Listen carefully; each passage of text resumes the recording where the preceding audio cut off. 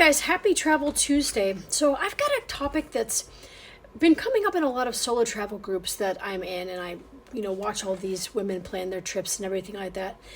And here's a truth bomb that you might not like. So a lot of times when you get outside of your comfort zone and you decide you want to travel alone, not everybody's going to like it. In fact, your parents might think it's a totally stupid idea. You might have a partner that thinks it's a bad idea.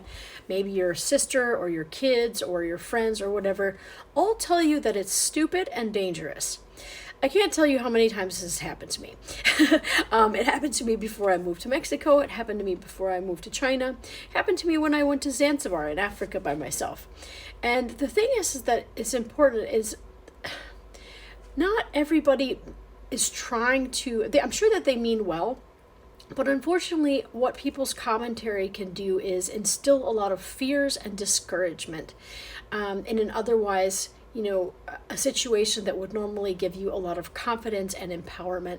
And so sometimes, it's not even necessary to go tell everybody until maybe the last minute when you're leaving. Because up until the point where I moved to Mexico by myself, I kind of kept it to myself because some of the people that I told thought it was a really stupid idea. And if you let that get to you, you won't do anything. And especially when it comes to solo travel, like there are obvious fears that come along. People are, just want the best for you. People care about you. And of course, the world has dangerous things in it, but we're also, statistically speaking, we can also walk outside of our house and we could get, in a car accident 5 blocks from our house. So the point is just because something could happen does not mean it's going to happen. And if anything, through traveling by myself over the years, I have learned so much more about safety. Traveling by myself and talking to people, meeting other people, being in certain situations where I had to rely on myself and my gut feeling to really understand my surroundings and understand that certain situations didn't feel right and it was okay to leave, for example. And so I think it's important to, always remember that those who abandon their dreams will discourage yours.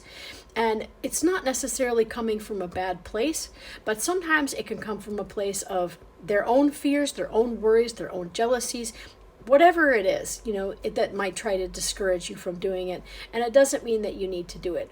So I've seen so many women especially plan their trips, and then the last minute they start panicking because their friends and family told them that where they're going is, it's really a stupid idea. It's really dangerous. How could they do this or whatever? And just remember that, there are safe ways to do most places. There's certain places in the world that maybe I wouldn't definitely go by myself for many different cultural reasons. But in general, some of the comments that I'm always surprised about, and I think especially in the United States, we tend to really focus in the news on all of these fear-based kind of reporting. And I guess I'm always surprised that, sometimes a lot of American women are so concerned about safety, which you should be concerned about safety, but they've been really fear-mongered. And so people will be like, oh my God, is Iceland safe?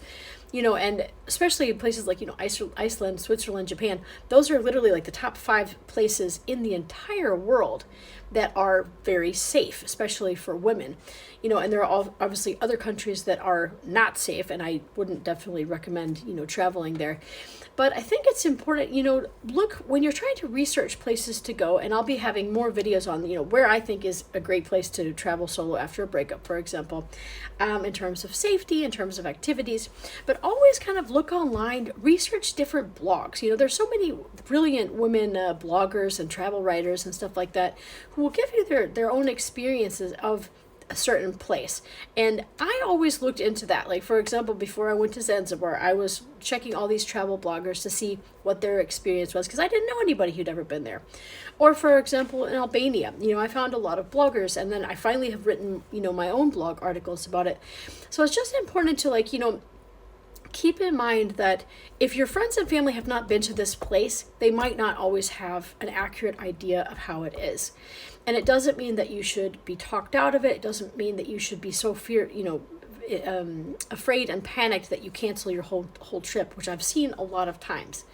Solo travel is not for everybody. It's important to be really okay with yourself, with your own company, or be okay to learning how to do that, because it is not necessarily an easy process, especially, if you come from a big family where you're always around people, or you've always had a partner or something like that. It can be really scary going out there on your own. And there's, as I said in one of my videos, if you, for example, like staying in hostels is a really great way to meet people. And I'm planning on doing one video just on that. So stay tuned, like and follow my channel for more solo travel insight. So I do a lot of, EFT tapping content for, different subjects, but these are the solo travel tips that are important to me that I wish somebody had been able to tell me. So just because somebody else wouldn't travel to a destination doesn't mean you shouldn't. And just because somebody else is afraid that it's dangerous for you to go alone doesn't necessarily mean that you shouldn't go either. So anyway, has this happened to you before? Because I know it's happened to me. So raise your hand if anybody's ever tried to talk you out of traveling by yourself because they said it was dangerous or your destination choice was bad. Let me know in the comments below.